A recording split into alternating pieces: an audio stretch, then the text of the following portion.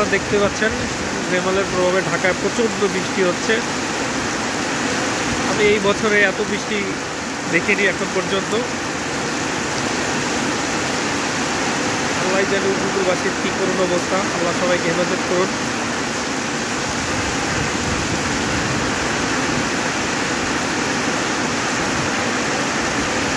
শীতকালীন মানুষের অনেক কষ্ট হচ্ছে, অনেক হসপিটালে যাওয়া দরকার, হসপিটালে যাচ্ছে।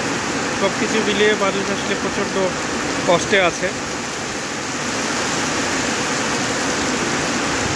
মানুষজন এতদিন প্রচণ্ড গরমে অস্থির ছিল, তখন হয়তো তাদের খারাপ লেগেছে, আমারও খারাপ লেগেছে। সেই ক্ষেত্রে হয়তো ইনিশিয়ালি মনে হয়েছিল যে বৃষ্টিটা হলে খুবই ভালো, কিন্তু আসলে মানুষের যখন বৃষ্টি মানুষের জীবনযাত্রার জন্য যখন অনেক বেশি কষ্ট হয়ে যায়, তখন সেই বৃষ্টি তার বিলাসী থাকে না। দেখেন